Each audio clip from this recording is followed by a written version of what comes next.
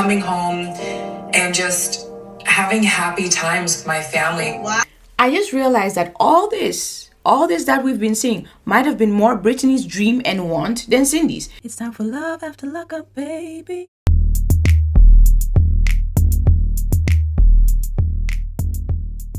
Brittany and Marcelino, these people are still in the woods.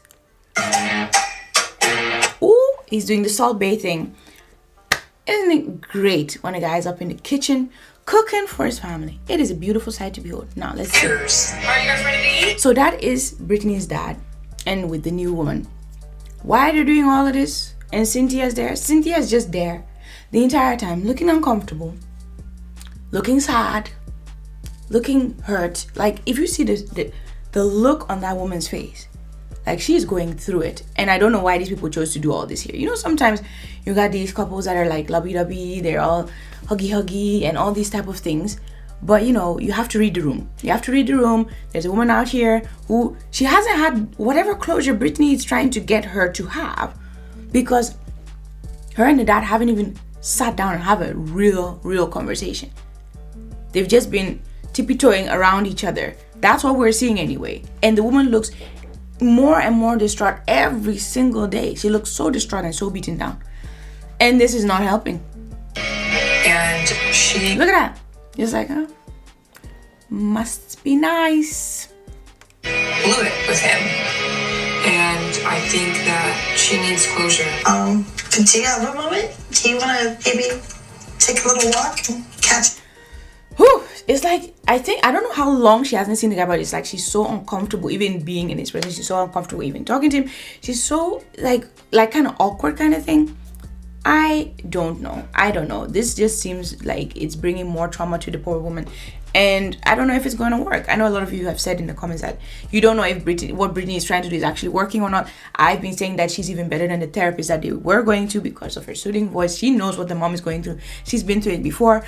And now she's the best person, the closest person who can actually help her get through it. And she's bringing the aspect of, I know what you're going through for real, because I've lived it and that's her truth as well.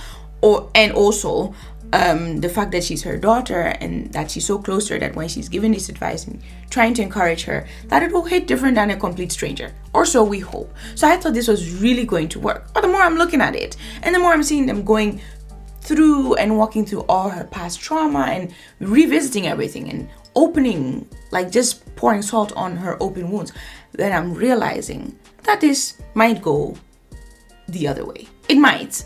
I don't know. She wants to go for a walk. I don't want to take a walk. That's very wise. Look at how dark it is. How do you go for a walk in this darkness? This is how people get, you know? But yeah, no. And yeah, you should just stand firm. You know, here's the thing. Sometimes, you know, you don't owe people anything. He's like, I'm not gonna please this woman even though they have a whole history and everything. He's like, yeah, he can see that she's distraught, but he's not gonna just go for a walk if he doesn't feel like it. He's like, nope, I don't want to do that. Perfectly fine. But we can talk. They can talk. Okay. How are you doing? I'm telling. She's dealing. It's what we all do. Let's just deal. You know, Cindy, I'm sorry for everything that happened to you. And then they have a cuddle. I never saw whatever conversation was that they were supposed to have. Maybe they had it off camera. I mean, it's none of our business. But I hope they actually have a conversation, like a real one. Like going through all the things that hurt her so much. And all the things that hurt him so much. Then, you know, yeah, maybe talk about the kids a little bit, even though he's not their biological dad. Or maybe not some of them, their biological dad. I don't know. But in any case, talk about them. And just, you know, have a good old funky time. And talk about what's new in their life. Talk about the old, forget it, dump it, burn it. Forgive, heal. Then talk about the new. And find similarities, or what do you call it? Find common things that you like. Find, like, you know, it's like you have to relearn each other. Or you talk it through and you said your piece and you deuce and you peace out. That's also very possible. But sometimes I'm like, I don't know if it would be better for Cindy. Okay, they call her Cindy and Cynthia. I think Cindy is nice. I'm going to call her Cindy. I think it would be good for Cindy to maybe move back here because there's not as much action. And when I say action, I mean, woo, all the crazy wild stuff. like there is in Las Vegas. But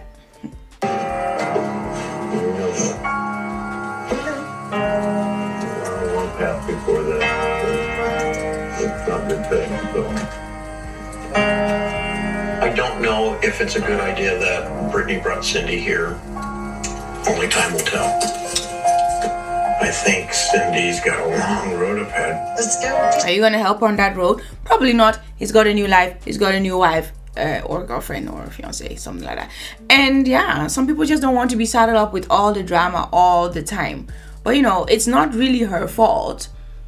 But it's gonna be hard for her to make that switch of like, I want to be on the straight and narrow. I don't want to do this anymore with my life.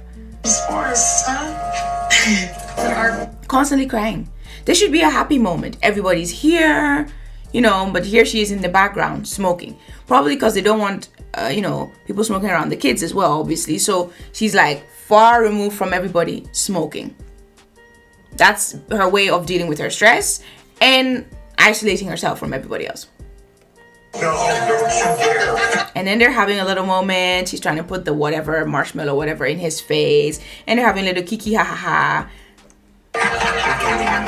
And it's cute. These are the And Cindy's just like, yeah, whatever. things I dreamed about in prison, coming home and just having happy times with my family. I just realized that all this that we've been seeing might have been more Brittany's dream and want than Cindy's. Cindy didn't want any of this. If it were up to her, she'd still be in Las Vegas trying to figure her life out. But Brittany literally just wanted to visualize her entire family, all the generations coming together. Even if it's for one last time, even if it's the last time, the first and last time that this is ever going to happen. This was so important to Brittany. She has been thinking about this, dreaming about this in prison. So Cindy is being very much pushed into this, hey, this kind of narrative that, you know, Brittany wants there to be of them being a happy family. When that is not true. Cindy, I don't know how she's going to deal with her issues, but this probably is not the best way. She's just jealous, hurt, deeply hurt, and wow, I don't know. Oh, this looks really good. Thank you. All I've ever wanted is my mom to heal, my mom to be happy. So that way, when she comes back to Las Vegas, we can move forward and have a good future together. Family, I'm gonna go inside. Okay, I love you. I love you too. This is terrible. And now she's dropping a cigarette on the ground. The same thing she did when these burns happened. That's the first thing that I thought about. I was like, why is she, even when they went back to the place where she got burnt and she was holding a cigarette, I was really like, isn't it a cigarette that made the cabin explode and it got her the 80% burns? Like, I was like, wow, this is like, how is she able to still, like, I just thought, is that not very traumatic to light up a cigarette over there? Because that's where it all happened. It happened because of a cigarette. And here she is again in these woods and she's putting a cigarette on the ground. I think that's very scary here. I hope she puts it off real good.